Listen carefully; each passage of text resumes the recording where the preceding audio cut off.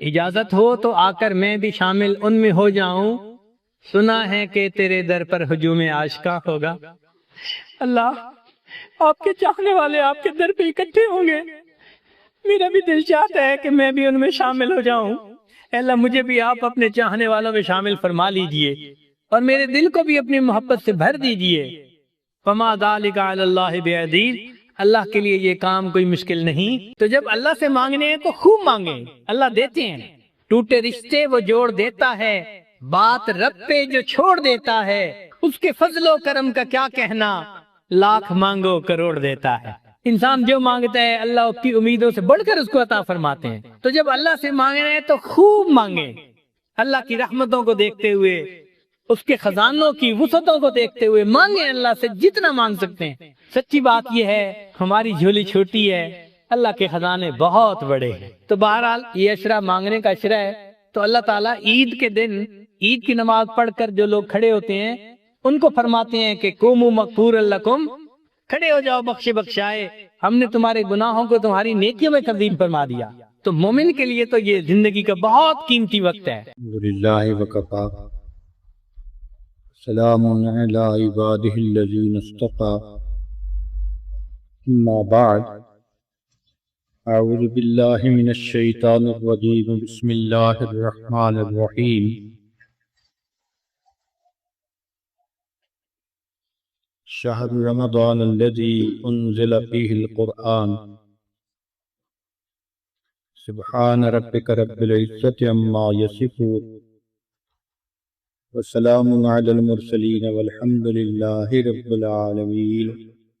اللہم صلی علی سیدنا محمد وعلی آل سیدنا محمد وبارک وسلم۔ کہ ہو سکتا تھا کہ کوئی بندہ دعائیں بھی نہ مانگتے، وقت روزہ رکھ لے، تو اللہ رب العزت نے ان کے لیے ایک اور معاملہ کیا کہ رمضان مبارک میں ایک رات ایسی بنا دی، فرمایا لیلۃ القدر خیر من الف شہر، شب قدر کی عبادت 1000 مہینوں کی عبادت سے بہتر۔ اگر کیلکولیشن کی جائے تو 1000 مہینے 83 ایئرز کے برابر بنتے ہیں۔ گویا جس خوش نصیب عورت نے شب قدر کی عبادت کر لی، اس کو 83 ایئرز عبادت کرنے کا ثواب مل گیا۔ گویا پوری زندگی کی عبادت کا ثواب ایک رات میں حاصل ہو گیا۔ یا اللہ، یہ کام کتنا آسان۔ مگر پھر بندہ سوچتا ہے کہ سال کے 365 دن اور 365 راتیں، تو ہم تو اتنا نہیں جاگ سکتے کہ شب قدر کو تلاش کریں۔ تو نبی علیہ السلام نے بتلا دیا کہ شب قدر رمضان المبارک کی راتوں میں ہوتی ہے۔ گویا 365 سے کام سمیٹ کر 30 راتوں میں کر دیا گیا۔ پھر بندہ سوچتا ہے جی 30 راتیں تو جاگنا بڑا مشکل۔ تو نبی علیہ السلام نے بتلا دیا کہ دیکھو بھائی، رمضان کی آخری عشرے میں وہ رات ہوتی ہے، گویا 10 راتوں میں کام سمیٹ دیا گیا۔ پھر ذہن سوچتا ہے کہ ہم تو بہت کمزور ہیں، 10 راتیں جاگنا بھی مشکل۔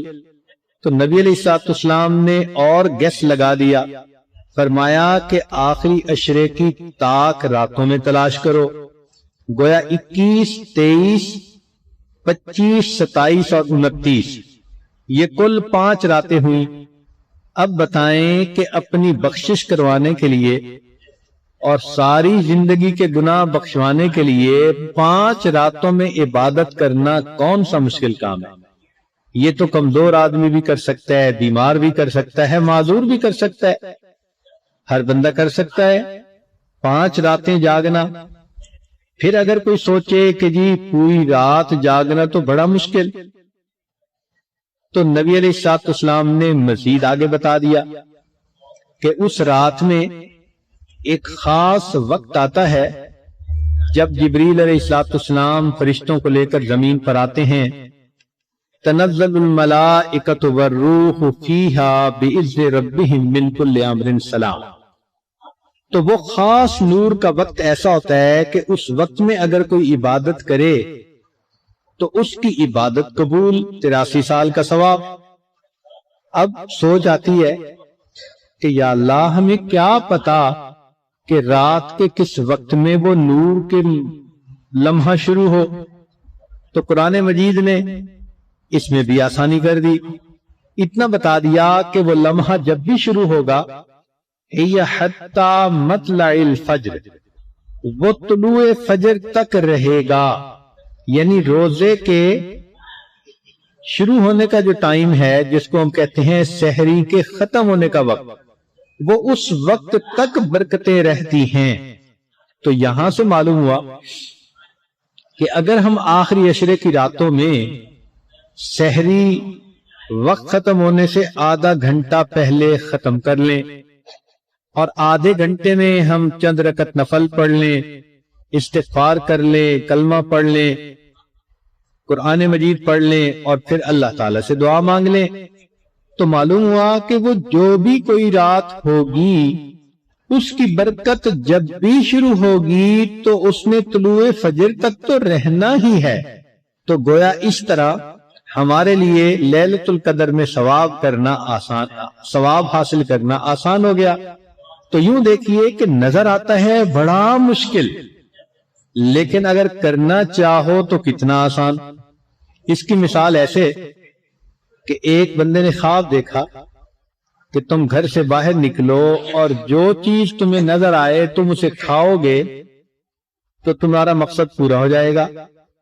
وہ گھر سے باہر نکلا تو اسے اپنے سامنے پہاڑ نظر آیا، بڑا حیران کہ میں کروں تو کیا کروں، پہاڑ کو تو نہیں کھا سکتا۔ پھر اس نے کہا چلو میں چلتا تو ہوں۔ اس نے چلنا شروع کیا، اب جیسے جیسے چلتا گیا وہ چیز چھوٹی ہوتی گئی، حتیٰ کہ جب اس کے قریب پہنچا تو وہ گڑ کی چھوٹی سی ڈلی تھی، اس نے اٹھا کے منہ میں ڈال لی۔ تو معاملہ ایسا ہی ہے کہ شب قدر کو تلاش کرنا اگر ویسے دیکھیں تو پہاڑ ہے، لیکن اگر نیت ہو، نیک ہو اور طلب ہو تو اس کا حاصل کرنا ہے بھی بہت آسان۔ دعا ہے کہ اللہ تعالی ہم سب کو لیلۃ القدر میں عبادت کا ثواب عطا فرمائے۔ لیکن ایک چیز یاد رکھیں کہ لیلۃ القدر میں اور گناہوں کی تو بخشش ہو جاتی ہے، چند گناہوں کی بخشش نہیں ہوتی۔ ان میں ایک شراب پینے والا، دوسرا ماں باپ کی نافرمانی کرنے والا، تیسرا دل کے اندر کینہ رکھنے والا۔ اب یہ جو کینہ رکھنے والا گناہ ہے یہ بہت عام ہے۔ کینے کا مطلب یہ ہوتا ہے کہ دل میں دشمنی، بیر، حسد کسی کے بارے میں رکھنا۔ مردوں میں بھی یہ چیز بہت ہوتی ہے اور عورتوں میں اس سے بھی زیادہ ہوتی ہے۔ ساس ہوگی تو بہو کے بارے میں، بہو ہوگی تو ساس کے بارے میں، اور اسی طرح بھائی بھائی کے دل میں کینہ، بہن بہن کے دل میں۔ آج کل شیطان نے کچھ معاملات ایسے ہمارے الجھا دیے کہ جتنے قریبی رشتے ہیں ان میں اتنی پیچیدگیاں پیدا کر دی۔ تو دلوں کے اندر یہ جو کھوٹ آ گیا، اس کی وجہ سے انسان کی پھر بخشش نہیں ہوتی۔ چنانچہ نبی علیہ الصلوۃ والسلام نے ایک مجلس میں فرمایا کہ جس کے دل میں کینہ ہوگا اس کی بخشش نہیں ہوگی۔ ایک نوجوان کھڑا ہوا، اس نے کہا اللہ کے نبی صلی اللہ علیہ وسلم میرے دل میں خالہ کے بارے میں ایک بات ہے جو نکلتی نہیں۔ فرمایا جب تک دل سے نہیں نکالو گے بخشش نہیں ہوگی۔ تو وہ نوجوان صحابی گئے، خالہ سے جا کر معافی مانگی، صلح و صفائی کی، واپس آئے تو نبی علیہ السلام نے فرمایا کہ اب اللہ تعالیٰ تمہاری گناہوں کی بخشش فرما دے۔ تو ہمیں بھی چاہیے کہ رمضان مبارک کی راتوں میں اگر ہمارے دل میں کسی کے بارے میں کوئی رنجش ہے بھی تو ہم معاف کر دیں۔ بھئی اللہ رب العزت نے بھی تو ہمیں معاف کرنا ہے نا، تو اس معافی کے بدلے اگر ہم معاف کر دیں تو یہ کام کتنا آسان ہے کہ اللہ بس آپ سے ہم معافی چاہتے ہیں، آپ ہمیں معاف کر دیجئے، اور آپ کے بندوں کے بارے میں جو ہمارے دل میں رنجشیں ہیں ہم ختم کر دیتے ہیں۔ تو یہ ایک سودا کرنے والا ہے جس کو کر لینا چاہیے۔ اور ایک قطع رحمی کرنے والے کی بھی بخشش نہیں ہوتی۔ قطع رحمی کرنے سے مراد یہ کہ جو رشتے ناتے توڑتا ہے۔ بعض لوگوں کو عادت ہوتی ہے ذرا سی بات پہ بھائی سے بولنا چھوڑ دیا، بہن سے بولنا چھوڑ دیا، خالہ سے بولنا چھوڑ دیا، اس سے چھوڑ دیا۔ یہ جو قریبی رشتوں کو توڑنا ہے یا ان کو چھوڑنا ہے، اس کو قطع رحمی کہتے ہیں۔ اس بندے کی بھی شب قدر میں مغفرت نہیں ہوتی، لہذا ہمیں ان گناہوں سے توبہ کرنی چاہیے تاکہ لیلۃ القدر میں ہمارے گناہوں کی بخشش ہو جائے۔ اب سوچئے کہ اللہ تعالیٰ نے تو انسان کے بخشنے کے لیے بہت انتظام کر دیا، شیطان کو قید کیا، اعمال کا اجر بڑھایا، افطار کے وقت دعا قبول ہونے کی خوشخبری دے دی، مخلوق کو دعا پر لگا دیا، ہر رات میں لاکھوں انسانوں کے بری ہونے کی خوشخبری سنا دی، لیلۃ القدر عطا فرما دی۔ تو یوں محسوس ہوتا ہے کہ یہ تو ٹو مچ ہو گیا، مگر اللہ رب العزت کی رحمت کی انتہا دیکھیے کہ اس پر بس نہیں کیا، اور بھی زیادہ۔ اور وہ کیا کہ فرمایا کہ کچھ بندے ایسے بھی ہو سکتے ہیں جو رمضان المبارک میں اتنا زیادہ متوجہ نہ ہوں، عبادت زیادہ نہ کریں۔ تو اکثر لوگوں کو دیکھا کہ اگر دوران رمضان وہ سستی بھی کریں تو آخری رات میں جا کر تو احساس ہو ہی جاتا ہے۔ اس کی مثال یوں سمجھیں کہ عام طور پہ دیکھا کہ اسٹوڈنٹس سال میں پڑھیں یا نہ پڑھیں، جب امتحان کے آخری دن آ جاتے ہیں پھر تو بہت سیریس ہو جاتے ہیں، اور آخری دن تو رات دن پڑھتے ہیں۔ ان کو بھی فیل ہوتا ہے کہ اب ہمیں وقت ویسٹ نہیں کرنا چاہیے۔ تو کچھ طبیعتیں ایسی ہوتی ہیں، تو فرمایا کہ ہو سکتا ہے کہ کوئی ایسا بندہ ہو جو رمضان کے دوران تو اتنا فکر مند نہ ہو، آخری دن اس کو خیال آئے کہ مجھے تو وقت گزار بیٹھا، خیال ہی نہ رہا، تو اپنی بھی گناہوں کی بخشش کروانی ہے۔ تو فرمایا نبی علیہ السلام نے کہ پہلی رمضان سے لے کر 29 رمضان تک جتنے گناہگاروں کو جہنم سے نکالا جاتا ہے ان سب کے مجموعہ کے برابر آخری رات میں جہنمیوں کو جہنم سے نکالا جاتا ہے۔ اب سوچئے ذرا، اللہ اکبر، واقعی اللہ رب العزت کی رحمتوں کی انتہا۔ اس کو کہتے ہیں کرنی تھی مغفرت تو بہانے بنا دیے، جنت میں مومنوں کے ٹھکانے بنا دیے۔ کئی لوگ ایسے ہوتے ہیں کہ ان کو وقت گزر جانے کے بعد احساس ہوتا ہے، چنانچہ ایسے بھی ہوتا ہے۔ تو ایسا بھی ہو سکتا تھا کہ کوئی بندہ رمضان کے اندر اتنا متوجہ نہ ہوتا، اور جب عید کا چاند نظر آ جاتا تو اس کے دل میں احساس ہوتا، اوہو میں تو رمضان گزار بیٹھا اور میں نے تو گناہوں کی بخشش بھی نہ کروائی۔ تو رب کریم نے دیکھیے اور زیادہ مہربانی فرما دی۔ وہ کیا کہ رمضان کے بعد جو عید کی رات ہوتی ہے، حدیث پاک میں اس کو لیلۃ الجائزہ کہتے ہیں، انعام کی رات۔ اس انعام کی رات میں ایسے ہی گناہگاروں کی بخشش کی جاتی ہے جیسے کہ رمضان کی راتوں میں کی جاتی ہے۔ تو ان کے لیے بھی آسانیاں کر دی۔ اب اتنا تو پڑھ کر سن کر محسوس ہوتا ہے کہ یا اللہ یہ تو بہت ٹو مچ ہے جو آپ نے کر دیا، مگر اللہ رب العزت نے اس سے بھی بڑھ کر معاملہ کیا۔ وہ کیا کہ فرمایا کہ جب روزہ دار بندے عید کے دن عید کی نماز پڑھنے کے لیے آتے ہیں تو اللہ تعالی سینوں کے بھید جانتے ہیں، مگر اس کے باوجود فرشتوں سے پوچھتے ہیں یہ میرے بندے کیوں اکٹھے ہوئے؟ اب عید کی نماز میں تو ہم نے دیکھا کہ سارے ہی کلمہ گو چلے جاتے ہیں، عبادت کرنے والے بھی، نمازیں پڑھنے والے بھی اور جو زیادہ عبادت نمازیں نہیں پڑھتے کرتے وہ بھی عید کی نماز میں تو آ جاتے ہیں۔ تو سارے مجمع کے بارے میں اللہ تعالیٰ فرشتوں سے پوچھتے ہیں کہ یہ کیوں آئے ہیں؟ تو وہ کہتے ہیں کہ اللہ یہ وہ مزدور ہیں جنہوں نے مزدوری کی اور اب آپ سے وہ مزدوری یعنی اجرت لینے کے لیے حاضر ہیں۔ تو اللہ تعالیٰ ان فرشتوں کو گواہ بنا کر فرماتے ہیں کہ میرے فرشتوں تم گواہ رہنا، میں نے ان کو رمضان کے روزوں اور تراویوں کے بدلے میں سب گناہوں کو معاف کر دیا، گناہوں کو نیکیوں میں تبدیل کر دیا۔ میرے بندوں کو کہہ دو قوموا مغفورا لکم، کھڑے ہو جاؤ بخشے بخشائے، میں نے تمہارے گناہوں کو نیکیوں میں تبدیل کر دیا۔ تو معلوم ہوا کہ رمضان کے مہینے کا مقصد ہی یہی تھا کہ امت کے گناہگاروں کے گناہوں کی بخشش کر دی جائے۔ پھر اللہ تعالیٰ اپنی عزت اور جلال کی قسم کھا کر فرماتے ہیں فَبِعِزَّتِي وَجَلَالِي، مجھے اپنی عزت کی قسم، اپنے جلال کی قسم، اگر تم میری فرما برداری کرو گے تو میں تمہیں فاسقوں اور کافروں کے سامنے کبھی رسوا نہیں کروں گا۔ اللہ اکبر کبیرہ۔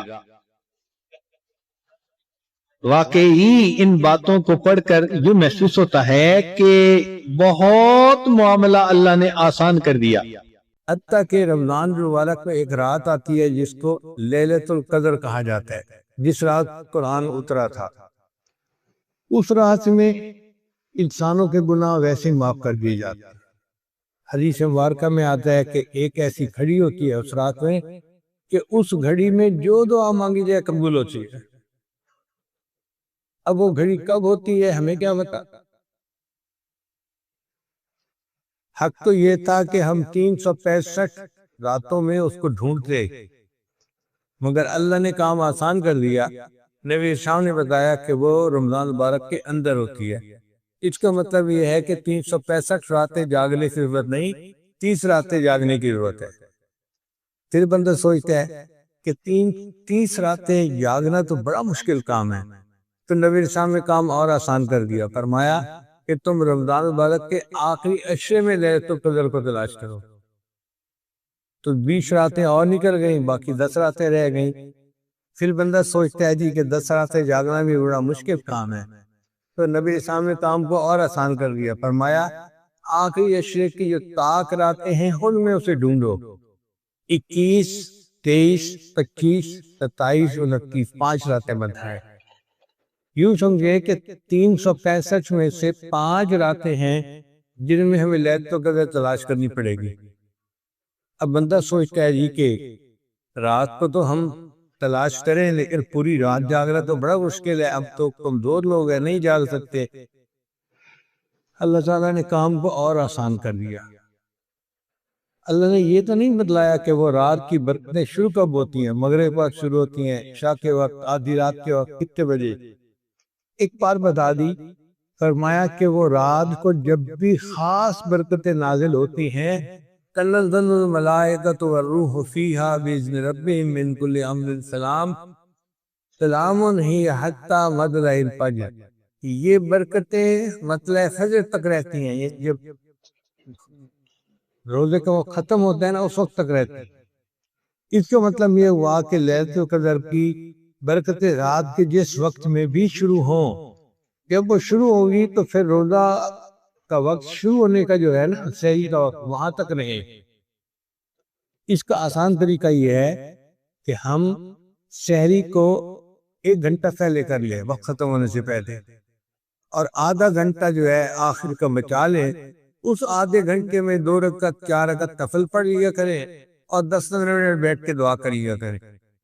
جب بھی لیلۃ القدر ہوئی تو وہ وقت لیلۃ القدر میں ضرور آئے گا اور ہمیں لیلۃ القدر پانے کا اجر مل جائے گا۔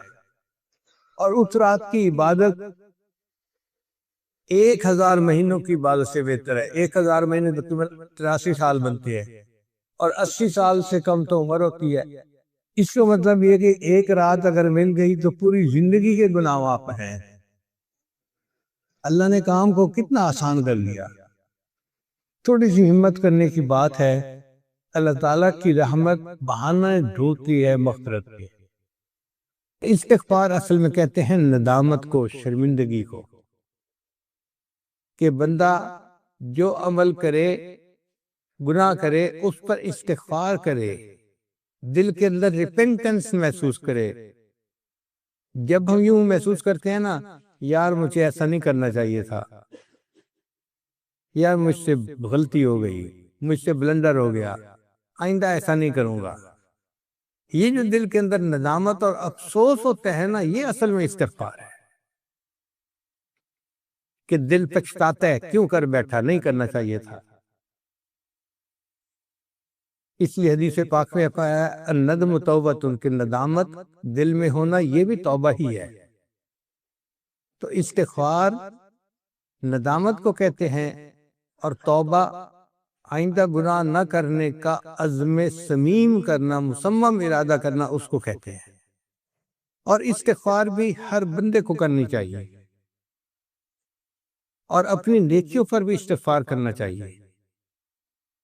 رابعہ بصریہ اللہ کی نیک بندی کہا کرتی تھی، استغفارنا یحتاج الی استغفار، کہ ہم جو اللہ کے سامنے استغفر اللہ کی تسبیح پڑھتے ہیں نا، وہ اتنی غفلت سے پڑھ رہے ہوتے ہیں، اس استغفار کے اوپر ہمیں استغفار کرنے کی ضرورت ہے۔ اس لیے شریعت نے نیکی کے بعد استغفار کرنے کا حکم دیا۔ آپ دیکھیے ایک بندہ وضو کرتا ہے، وہ نیک کام کرتا ہے، اعضاء کے گناہ دھل جاتے ہیں، حدیث پاک میں آتا ہے چہرے کے گناہ دھل جاتے ہیں، ہاتھ پاؤں کے گناہ دھل جاتے ہیں، لیکن وضو کرنے کے بعد جو دعا منگوائی گئی، اس دعا میں ہے استغفرک و اتوب الیک۔ پھر نماز پڑھنا ایک عبادت ہے، نماز کے بعد بھی استغفار سکھایا گیا۔ حدیث مبارکہ میں نبی شام جب نماز کا سلام پھیرتے تھے تو ایک مرتبہ فرماتے تھے اللہ اکبر، اور 3 مرتبہ فرماتے تھے استغفر اللہ استغفر اللہ استغفر اللہ۔ بندہ سوچے بھی کوئی گناہ تو نہیں نہ کیا، نماز پڑھی ہے، اس نماز پر کیا استغفار؟ علماء نے لکھا کہ اصل مقصد یہ تھا نبی علیہ السلام کا کہ اے اللہ، جو میں نے نماز پڑھی ہے، میں نے آپ کی عبادت کا حق ادا نہیں کیا، اللہ اکبر، اللہ آپ اس سے بھی زیادہ بلند ہیں، اس سے بھی زیادہ اونچی شان والے ہیں۔ اور 3 مرتبہ جو نبی صاحب نے استغفار فرمایا، اس کا مطلب یہ تھا اللہ جو مجھ سے نماز میں غفلت ہوئی، کوتاہی ہوئی، اس کو پلیز معاف کر کے میری نماز کو قبول کر لیجئے، قبول کر لیجئے، قبول کر لیجئے۔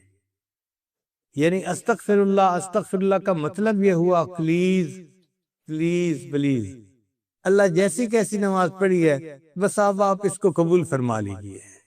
بندہ اپنے اللہ سے یہ فریاد کر رہا ہوتا ہے۔ حتیٰ کہ ایک آدمی تہجد کی نماز پڑھتا ہے، تہجد کی نماز کتنی بڑی عبادت ہے، اس کے بعد بھی استغفار۔ اللہ تعالیٰ فرماتے ہیں کانوا قلیلا من اللیل ما یہجعون وبالاسحار ہم یستغفرون، کہ وہ میرے بندے جو راتوں کو عبادت کرتے تھے، سحری کے وقت وہ بھی استغفار کیا کرتے تھے۔ ساری رات عبادت کے بعد بھی استغفار کرنا۔ حج کتنا بڑا عمل ہے کہ ایک آدمی اگر حج مبرور کر لے تو رجع کیوم ولدت امہ، حدیث مبارکہ میں ہے وہ اس طرح گناہوں سے پاک ہو کے واپس لوٹتا ہے جیسے اس کے گناہوں سے پاک تھا جب اس کی ماں نے اس کو جنم دیا تھا۔ اتنا عظیم عمل، اور حج کے بعد بھی استغفار سکھایا گیا۔ اللہ تعالیٰ فرماتے ہیں کہ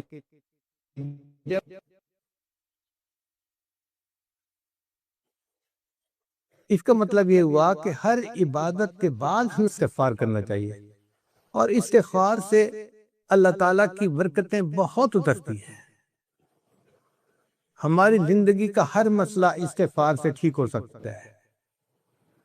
حسن رضی اللہ تعالیٰ عنہ تشریف فرما تھے، ایک بندہ آیا، حضرت گناہ بہت زیادہ ہو گئے ہیں، کوئی عمل بتائیں۔ فرمایا استغفار کرو۔ ایک دوسرا بندہ آیا، حضرت بڑے دنوں سے بارش نہیں ہوئی، قحط سالی کا خطرہ ہے، کوئی عمل بتائے، فرمایا استغفار کرو۔ ایک بندہ آیا، حضرت بہت غریب ہوں، کوئی عمل بتائے اللہ مجھے مال دے دے، فرمایا استغفار کرو۔ ایک بندہ آیا، حضرت بیٹیاں ہی بیٹی ہیں، بیٹا نہیں ہے، دعا کرو اللہ مجھے بیٹا دے، کوئی عمل بتائیں، فرمایا استغفار کرو۔ ایک بندہ آیا، جی میرا باغ ہے، کوئی عمل بتائے کہ پھل اچھے ہوں، فرمایا استغفار کرو۔ ایک بندہ آیا، جی میری زمین ہے، دعا کرو چشمہ نکل آئے، پانی نکل آئے، فرمایا استغفار کرو۔ اب سننے والا بندہ بڑا پریشان، حضرت آپ کے ہاتھ میں عجیب نسخہ آ گیا، کیوں پریشانی لے کے آتا ہے؟ آپ کہتے ہیں استغفار کرو استغفار کرو۔ تو حسن اللہ نے جواب دیا کہ بھائی میں نے اپنی طرف سے کچھ نہیں بتایا، یہ علاج تو اللہ نے قرآن مجید میں بتایا ہے، استغفروا ربکم انہ کان غفارا۔ پہلے بندے نے گناہ کی معافی مانگی تھی، تو دیکھو اللہ فرماتے ہیں کہ وہ بخشنے والا ہے۔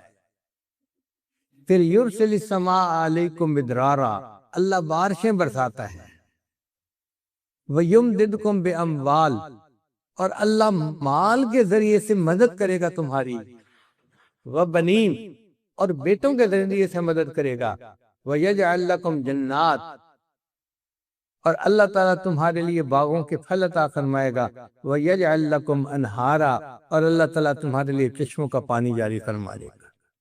تو قرآن مجید سے اس کی ثبوت ملتا ہے کہ استغفار کرنے سے یہ سارے انعام بندے کو مل جاتے ہیں۔ اب آپ غور کریں، ہماری جتنی بھی پریشانی ہے نا، وہ انہی میں سے ہوتی ہیں۔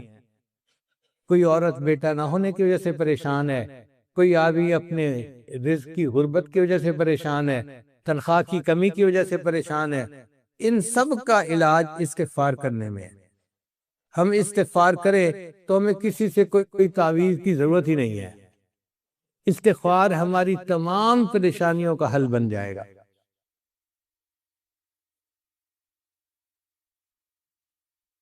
استغفار کا ایک فائدہ یہ بھی ہے کہ بندہ مستجاب الدعوات بن جاتا ہے۔ چنانچہ امام احمد بن حنبل رحمۃ اللہ علیہ کا مشہور واقعہ ہے، ایک مرتبہ انہیں کرزی بستی میں جانا تھا، تو امام صاحب نے سوچا کسی کو خادم کے طور پہ کیا لے کے جانا، میں اکیلا چلا جاتا ہوں اور کام کر کے آ جاتا ہوں۔ آپ نے اپنی چھوٹی سی گٹری اٹھائی اور سفر پہ روانہ ہو گئے۔ عشاء کی نماز کے وقت ایک بستی میں پہنچے۔ امام صاحب کا خیال تھا کہ میں عشاء کی نماز اس مسجد میں پڑھوں گا اور رات مسجد میں گزار لوں گا، صبح بقیہ سفر کر لوں گا۔ مسجد کا خادم آ گیا، بیٹے میاں مسجد سے نکلے، میں نے تالا لگانا ہے۔ کچھ مسجدیں ایسی ہوتی ہیں نا کہ ان کو تالا لگا دیا جاتا ہے تاکہ نشہ کرنے والے اور چور و چکے قسم کے لوگ مسجد کی چیزیں اٹھا کے نہ لے جائیں۔ وہ بھی اسی طرح کی مسجد تھی جہاں تالا لگتا تھا روز۔ اب امام صاحب حیران کہ میں نے تو سوچا تھا میں مسجد میں رات گزار لوں گا، اور خادم کہتے ہیں کہ جاؤ یہاں سے، تو سوچ رہے ہیں بیٹھے ہوئے۔ جب امام صاحب تھوڑا سوچ میں پڑے نا تو خادم غصے میں آ گیا، بڑے میاں میری بات سمجھ نہیں آ رہی، آپ نکلے یہاں سے ورنہ میں آپ کا سامان اٹھا کے باہر پھینک دوں گا اور آپ کو دھکے دے کے نکال دوں گا۔ امام صاحب بڑے پریشان، یا اللہ آپ مجھ سے خفا ہو گئے کہ آپ اپنے گھر میں مجھے رات قیام ہی نہیں کرنے دے رہے، یہ بندہ مجھ سے اتنا ترشروئی سے بات کر رہا ہے۔ خیر امام صاحب مسجد سے باہر نکلے، دیکھا کہ مسجد کے دروازے کے بالکل ساتھ ایک تنور تھا، نان بائی کی دکان تھی، روٹیاں پکانے والے کی، جیسے افغانی روٹیاں پکتی ہیں نا تنور پہ لوگ لے کے جاتے ہیں۔ تو ایک نوجوان لڑکا روٹیاں پکا رہا تھا۔ امام صاحب نے سوچا سردی بھی ہے، اگر میں تنور کے پاس بیٹھ کے وقت گزار لوں تو وقت بھی گزر جائے گا اور صبح میں پھر سفر شروع کر دوں گا۔ تو امام صاحب نے اس نوجوان سے پوچھا بھئی کیا میں یہاں بیٹھ سکتا ہوں؟ اس نے کہا بڑے میاں بیٹھ جائیے۔ امام صاحب بیٹھ گئے، وہ نوجوان اپنا روٹیاں لگاتا رہا۔ امام صاحب نے ایک عجیب بات دیکھی، وہ جب آٹے کا پیڑا بناتا نا تو استغفر اللہ پڑھتا، پھر روٹی اس کی بناتا تو استغفر اللہ پڑھتا، پھر وہ روٹی تنور کے اندر لگاتا تو استغفر اللہ پڑھتا۔ پھر جب روٹی پکتی اور وہ تنور سے نکالتا تو استغفر اللہ پڑھتا، ہر سٹیپ پہ وہ استغفر اللہ پڑھتا ہی جا رہا تھا۔ کوئی 1 گھنٹہ امام صاحب بیٹھے رہے اور دیکھتے رہے، پھر امام صاحب نے مسکرا کے اس کی طرف دیکھا۔ نوجوان نے پوچھا، بڑے میاں آپ مجھے مسکرا کے کیوں دیکھ رہے ہیں؟ امام صاحب نے کہا کہ میں اس پر حیران ہوں کہ تو اتنا زیادہ استغفار کرتا ہے، پیڑا بناتے ہوئے استغفار، روٹی بناتے استغفار، روٹی لگاتے ہوئے استغفار، روٹی نکالتے ہوئے استغفار، ہر قدم پہ موقع پہ آپ استغفار پڑھ رہے ہیں۔ اس نے کہا جی میں استغفار کثرت سے پڑھتا ہوں، اس لیے کہ اس کے بدلے اللہ میری دعائیں قبول فرماتے ہیں۔ تو امام صاحب نے اس سے پھر تصدیق کی کہ کیا تیری سب دعائیں قبول ہوتی ہیں؟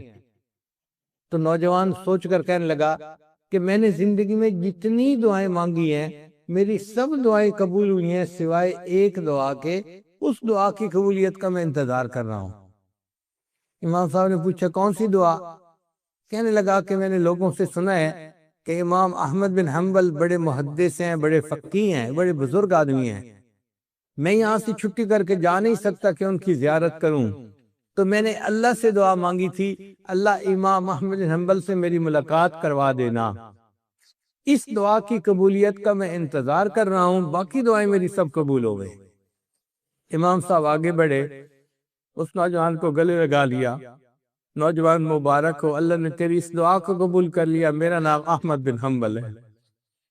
پھر امام صاحب کہنے لگے اب مجھے بات سمجھ میں آئی، اگر میں مسجد میں رات گزار کے چلا جاتا تو میری آپ سے ملاقات نہ ہوتی، اللہ نے آپ سے ملاقات کرنی تھی، آپ کی دعا کو قبول فرمانا تھا، اللہ نے مجھے مسجد سے نکلوا کے تمہارے پاس بٹھایا اور یوں مجھے آپ سے ملاقات کا موقع مل گیا۔ تو جو استغفار کثرت کے ساتھ کرتا ہے وہ مستجاب الدعوات بن جاتا ہے، اور ہم بھی کثرت سے کر سکتے ہیں۔ حدیث مبارکہ میں آتا ہے طوبیٰ لمن وجد فی صحیفتہ استغفارا کثیرا، قیامت کے دن جس بندے کو اپنے نامہ اعمال میں زیادہ استغفار لکھا ہوا ملے گا وہ بڑا خوش نصیب، اس کو مبارک ہو۔ اب ہم مدرسے جا رہے ہیں تو ہماری زبان پہ استغفار ہو سکتا ہے، جاتے ہوئے بھی پڑھتے جائیں، آتے ہوئے بھی پڑھتے جائیں، سینکڑوں نہیں ہزاروں کی تعداد میں ہم استغفار پڑھ سکتے ہیں۔ اگر ہم پڑھیں نا استغفر اللہ ربی من کل ذنب و اتوب الیہ، تو یہ پورا استغفار ہے۔ اور علماء نے لکھا ہے کہ جو یہ نہ پڑھ سکے وہ صرف اتنا پڑھے استغفر اللہ استغفر اللہ استغفر اللہ، تو یہ بھی استغفار مکمل ہے۔ عورتیں اپنا کھانا بناتے ہوئے استغفر اللہ ہزاروں دفعہ پڑھ سکتی ہیں، گھر کی صفائی کرتے ہوئے استغفر اللہ پڑھتی رہیں، گھر بھی صاف ہو جائے گا اور دل کی بھی میل بھی صاف ہو جائے گی۔ تو ہمیں استغفار بہت کثرت کے ساتھ کرنا چاہیے، اور اس سے جو گھروں کی پریشانیاں سب ختم ہو جائے گی استغفار کو کثرت کے ساتھ کرنے کی وجہ سے۔ چنانچہ علماء نے لکھا ہے کہ ایک مرتبہ دن اور رات کا آپس میں مکالمہ ہوا، دن نے کہا میں افضل، اور رات کہنے لگی کہ میں افضل۔ تو رات نے پوچھا دن سے کہ بتاؤ تم کیسے کہتے ہو کہ میں افضل ہوں؟ تو دن نے کہا کہ دیکھو سورج دن میں طلوع ہوتا ہے، روشنی ہوتی ہے، رات میں تو طلوع نہیں نہ ہوتا، سورج دن میں طلوع ہوتا ہے اور روشنی دن میں ہوتی ہے، پھر دن کے اندر تیقظ ہوتا ہے، جاگتے ہیں لوگ، حرکت ہوتی ہے، لوگ کام کرتے ہیں، رات کو تو مردوں کی طرح لیٹے ہوتے ہیں۔ تو دن نے اپنے فضائل کے پوائنٹس گنوائے کہ دن میں سورج طلوع ہوتا ہے، روشنی ہوتی ہے، تیقظ ہوتا ہے، حرکت ہوتی ہے۔ پھر اس نے کہا کہ ایک اور بات، 5 نمازیں ہیں جن میں سے 3 دن میں، 2 رات میں، مغرب اور عشاء رات میں، اور باقی فجر، ظہر اور عصر دن میں۔ تو 3 نمازیں دن میں اور 2 نمازیں رات میں۔ اس نے کہا اور بتاؤ؟ اس نے کہا روزے بھی دن میں ہوتے ہیں، رات میں تو روزہ کوئی نہیں رکھتا۔ اب دیکھو کیسے کیسے دلائل ہیں، روزے بھی دن میں اور 3 نمازیں بھی دن میں.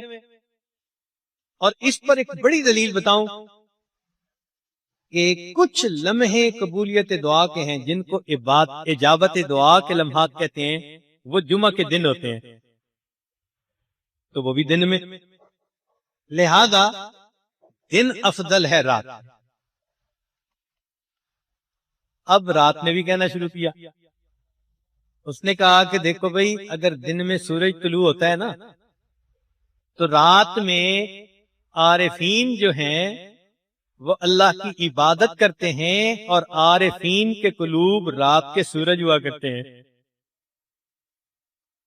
سورج کی روشنی تھوڑی، عارفین کے دلوں کی روشنی اس سے بھی زیادہ.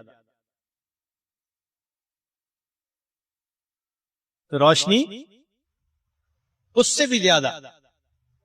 لہذا دن میں ایک سورج چمکتا ہے اور رات میں ہزاروں سورج چمکتے ہیں. اس نے کہا یہ تو ایسی ہی بات ہے، کوئی اور کام کی بات کرو.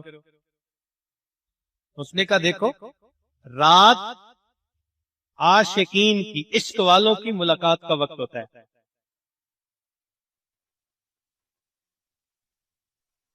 کیسے بھائی؟ اس نے کہا دیکھو، اللہ تعالیٰ اپنے حبیب صلی اللہ علیہ وسلم کو فرماتے ہیں یا ایھا المزمل قم اللیل الا قلیلا. تو کب کھڑا ہونے کا حکم دیا؟ وَمِنَ اللَّيْلِ فَتَہجد بِهِ نَافِلَةً لَكَ. تو رات کے عبادت کا حکم فرمائے.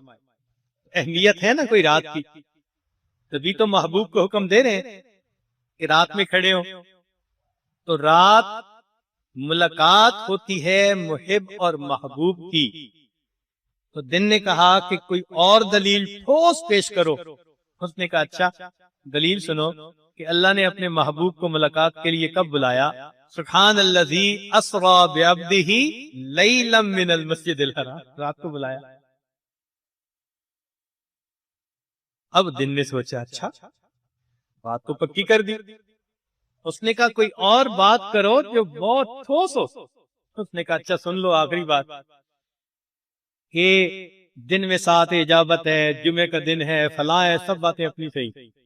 راتوں میں سے ایک رات ایسی ہے جس کو لیلۃ القدر کہتے ہیں. لیلۃ القدر خیر من 1000 شہر. 1000 مہینوں کی عبادت سے بہتر اس 1000 مہینوں میں دن آئیں گے کہ نہیں آئیں گے؟ تم 1000 مہینوں کے دن ہو جاؤ، ایک رات کے برابر نہیں ہو سکتے. تم کیسے کہتے ہو؟ اس دلیل کے بعد دن نے تسلیم کر لیا کہ رات افضل ہے. اب اللہ تعالیٰ نے ہمیں آخری عشرے کی راتیں بھی عطا فرمائیں. چنانچہ سال میں رمضان کی راتیں اعلیٰ، اور رمضان میں آخری عشرے کی راتیں، اور آخری عشرے میں جو طاق راتیں ہیں وہ اس سے بھی زیادہ اعلیٰ، اور 27 کی رات اس سے بھی. یہ راتیں اللہ تعالیٰ نے ہمیں پھر عطا فرما دی ہیں. اس کو اللہ تعالیٰ کی طرف سے ایک انعام سمجھے، اور ان راتوں میں ہم عبادت کے ذریعے، تلاوت کے ذریعے، دعا کے ذریعے اپنے اللہ کو منائیں. ہمیں 2 باتیں ماننی پڑیں گی، ایک تو اللہ تعالیٰ سے معافی اور ایک اللہ کے بندوں سے معافی. رمضان مبارک میں بخشش نہیں ہوتی چند بندوں کی. لیلۃ القدر میں 4 بندوں کی بخشش نہیں ہوتی. چنانچہ فرمایا ایک شراب پینے والا، شرابی انسان جب تک شراب پہ توبہ نہ کرے لیلۃ القدر میں بھی اس کی بخشش نہیں کی جاتی. اور دوسرا فرمایا والدین کا نافرمان، والدین کا نافرمان لیلۃ القدر میں بھی اس کی بخشش نہیں کی جاتی. اور تیسرا فرمایا قطع رحمی کرنے والا، رشتے ناطے توڑنے والا، اس کی بھی نہیں ہوتی. اور چوتھا مومن کے بارے میں دل میں کینہ رکھنے والا. دل کے اندر کینہ، لوگوں کے بارے میں نا، دل کے اندر غصہ، دل کے اندر کھوٹ رکھنا، اس کو کینہ کہتے ہیں. تو اگر ہم چاہتے ہیں کہ رمضان مبارک میں ہماری مغفرت ہو تو ہمیں یہ 4 کام کرنے پڑیں گے. جو شراب پینے والے ہیں شراب سے اس کو توبہ کرنی پڑے گی، والدین سے بھی معافی مانگنی پڑے گی، رشتے ناطے جو توڑ دیتے ہیں ہم ان لوگوں سے بھی ہمیں جوڑنا پڑے گا، اور دل سے کینے کو ختم کرنا پڑے گا۔ اب ہم کیسے کریں؟ تو اس کا آسان طریقہ سن لیجئے، مقصد تو یہی ہے نا۔ آسان طریقہ یہ ہے کہ آپ اگر خط لکھ سکتے ہیں تو چٹ لکھ دیں، فون کر سکتے ہیں تو فون کر دیں، اور فون کر کے یہ کہیں کہ جی رمضان مبارک کا مہینہ ہے، میں بھی مغفرت کا طلبگار ہوں، آپ بھی مغفرت کے طلبگار ہیں، اگر کوئی آپ کے حقوق میں کوتاہی ہو گئی آپ برائے مہربانی معاف کر دیجئے، اور ہم دعا کرتے ہیں کہ اللہ تعالی ہمیں معاف فرما دے۔ اس مضمون سے ملتا جلتا جو آپ کو مضمون اچھا لگے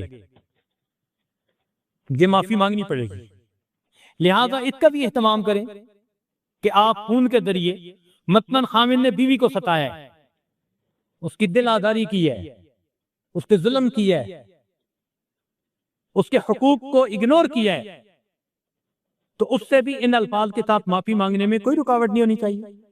یہ رمضان مبارک کا مہینہ ہے تو اس میں بخشش کا مہینہ ہے، تو اگر آپ کے حقوق میں کوئی مجھ سے کوتاہی ہوئی ہو تو آپ مجھے معاف کریں، اس میں غیبت کی تو بھی معاف، کوئی اور کوتاہی ہوئی سب بھی معاف، تو ان اجمالی الفاظ کے ذریعے سے معافی مانگیں۔ ہمارے اکابر اس کا بہت اہتمام کرتے تھے رمضان مبارک میں، وہ جانتے تھے کہ بندوں سے جب تک معافی نہ مانگی گئی تب تک پروردگار نے بھی معاف نہیں فرمانا۔ لہذا جو حضرات چٹ لکھ سکتے ہیں وہ چٹ لکھ دیں، جو فون کر سکتے ہیں وہ فون کر دیں، جہاں جہاں دل میں کھٹک ہے، میں نے اس کا دل دکھایا، اس کا دل دکھایا، اس کا دل دکھایا، اس کی غیبت کی، اس کی غیبت کی، سب کو سوچ کے آپ ان سب سے معافی مانگ لیجئے، اور پھر یہ دعا کیجئے، اے اللہ ظاہر میں تو میں نے معافی مانگی ہے، اگر کسی نے دل سے معاف نہیں بھی کیا، اللہ آپ اس پر قادر ہیں کہ ان کو قیامت کے دن اتنا اجر دیں کہ وہ راضی ہو جائیں اور مجھ سے ان کا وہ بوجھ دور ہو جائے، تو اللہ تعالیٰ پھر بندے کو معاف بھی کروا دیں گے۔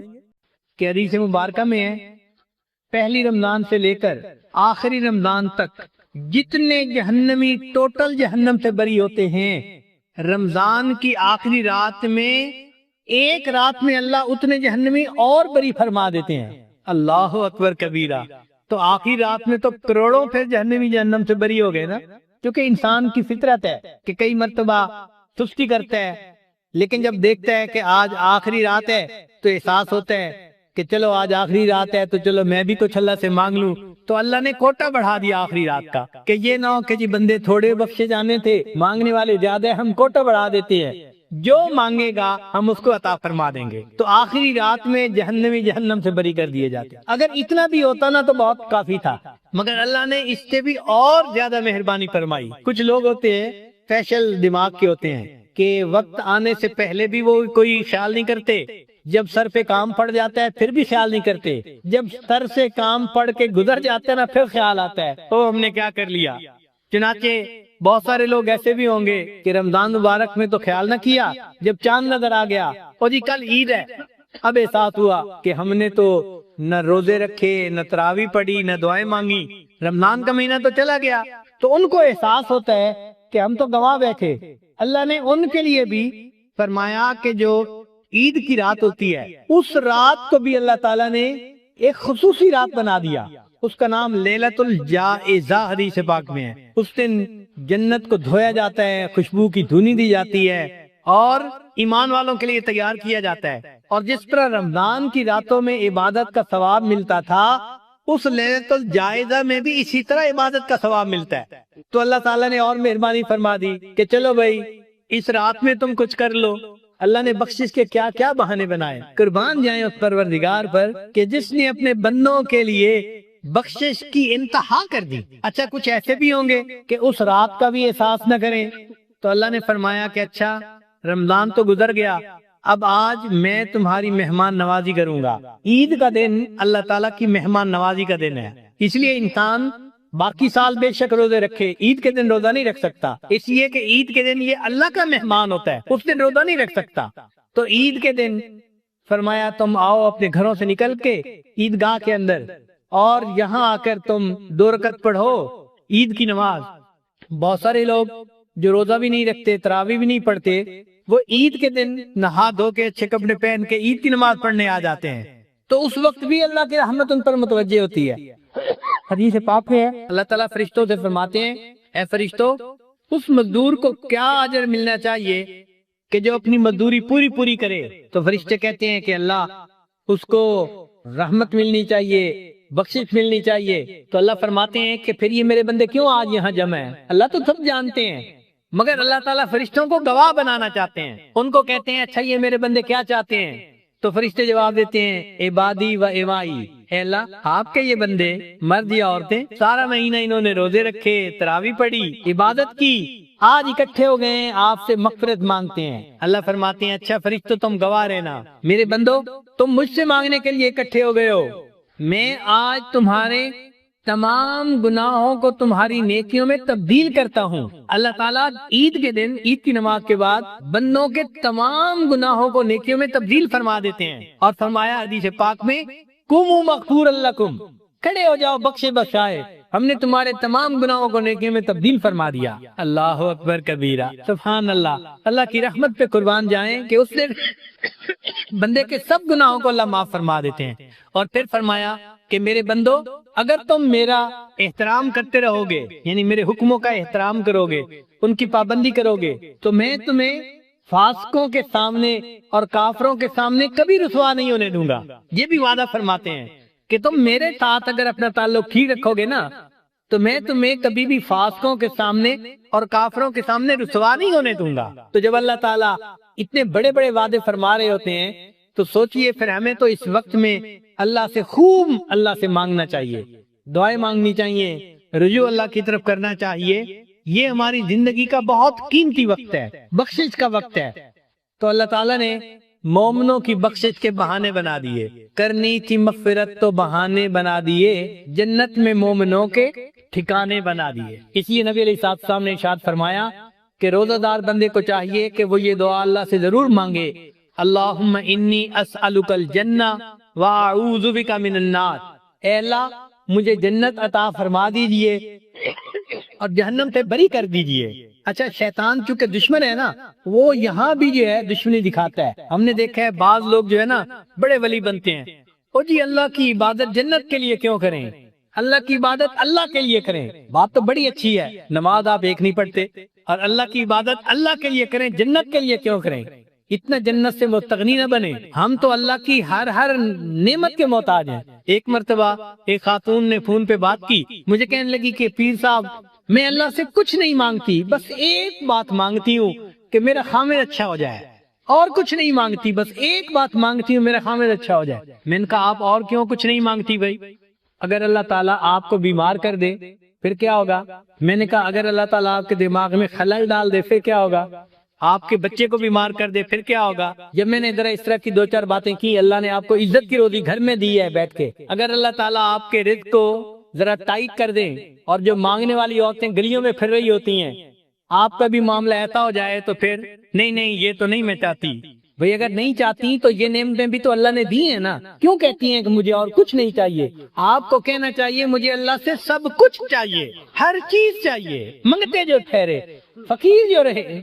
ہم اللہ کے فقیر ہیں، یا ایھا الناس انتم الفقراء، اے انسانو تم فقیر ہو۔ جب اللہ نے ہمیں کہہ دیا تم فقیر ہو تو پھر منگتے کو مانگنے سے کوئی شرم نہیں ہوتی، وہ مانگتا ہے، ہر چیز مانگتا ہے، ہمیں اللہ سے ہر چیز مانگنی ہے۔ تو کبھی بھی یہ مت کہنا میں اللہ سے اور کچھ نہیں مانگتا، بس یہ مانگتا ہوں، نہیں، ہم اللہ سے سب کچھ مانگتے ہیں، اللہ کو زور مت دکھائیں۔ اللہ تعالیٰ ایسے بندے کو پھر تگنی کا ناچ نچا دیتے ہیں، پھر اس کو اپنی اوقات یاد آ جاتی ہے۔ تو اللہ سے مانگیں اور ہر چیز مانگیں، ہر نعمت مانگیں اور دل کھول کے مانگیں، تھوڑا نہ مانگیں۔ جب دینے والا اتنا بڑا ہے تو ہم تھوڑا کیوں مانگیں؟ ایک مرتبہ ایک بوڑھا بندہ میرے پاس بیٹھا ہوا تھا تو یکدم اس نے دعا مانگی، اے اللہ مجھے اتنے خرب ڈالر عطا فرما۔ ایسے بیٹھے بیٹھے اچانک پتہ نہیں اس کو کیا خیال آیا، اس نے دعا مانگی، اے اللہ مجھے اتنے خرب ڈالر عطا فرما۔ ایک نوجوان بیٹھا ہوا تھا، وہ کہنے لگا اتنے؟ میں نے کہا بھئی آپ سے نہیں مانگے، آپ کیوں پریشان ہو رہے ہیں؟ اللہ سے مانگے ہیں نا تو مانگے، تم کیوں پریشان ہو رہے ہو کہ اتنے ہیں؟ تو جب اللہ سے مانگنے ہیں تو خوب مانگیں، اللہ دیتے ہیں۔ ٹوٹے رشتے وہ جوڑ دیتا ہے، بات رب پہ جو چھوڑ دیتا ہے، اس کے فضل و کرم کا کیا کہنا، لاکھ مانگو کروڑ دیتا ہے۔ انسان جو مانگتا ہے اللہ اس کی امیدوں سے بڑھ کر اس کو عطا فرماتے ہیں۔ تو جب اللہ سے مانگ رہے ہیں تو خوب مانگیں، اللہ کی رحمتوں کو دیکھتے ہوئے، اس کے خزانوں کی وسعتوں کو دیکھتے ہوئے مانگیں، اللہ سے جتنا مانگ سکتے ہیں۔ سچی بات یہ ہے ہماری جھولی چھوٹی ہے، اللہ کے خزانے بہت بڑے ہیں۔ تو بہرحال یہ عشرہ مانگنے کا عشرہ ہے۔ تو اللہ تعالیٰ عید کے دن عید کی نماز پڑھ کر جو لوگ کھڑے ہوتے ہیں ان کو فرماتے ہیں کہ قوموا مغفورا لکم، کھڑے ہو جاؤ بخشے بخشائے، ہم نے تمہارے گناہوں کو تمہاری نیکیوں میں تبدیل فرما دیا۔ تو مومن کے لیے تو یہ زندگی کا بہت قیمتی وقت ہے، لہذا ان مجالس میں بھی آپ بہت شوق ذوق کے ساتھ توجہ کے ساتھ بیٹھیں، اور یہ جو 10 دن کے ایام ہیں ان کے اوقات کو بھی خوب عبادت میں گزاریں، ذکر میں، تلاوت میں، نوافل میں، جتنا عبادت کر سکتے ہیں اتنا کریں، اپنے آپ کو تھکائے عبادت میں۔ اجازت ہو تو آ کر میں بھی شامل ان میں ہو جاؤں، اجازت ہو تو آ کر میں بھی شامل ان میں ہو جاؤں، سنا ہے کہ تیرے در پر ہجوم عاشقاں ہوگا۔ اللہ آپ کے چاہنے والے آپ کے در پہ اکٹھے ہوں گے، میرا بھی دل چاہتا ہے کہ میں بھی ان میں شامل ہو جاؤں۔ اے اللہ مجھے بھی آپ اپنے چاہنے والوں میں شامل فرما لیجئے، اور میرے دل کو بھی اپنی محبت سے بھر دیجئے۔ فما ذالک علی اللہ بعزیز، اللہ کے لیے یہ کام کوئی مشکل نہیں۔ اللہ تعالی ہمارے اس وقت کو نیکی تقوی میں گزارنے کی توفیق عطا فرمائے، اور جو دعائیں ہم مانگیں اللہ ہماری سب دعاؤں کو اپنی رحمت سے قبول فرمائے۔ وآخر دعوانا ان الحمد للہ رب العالمین۔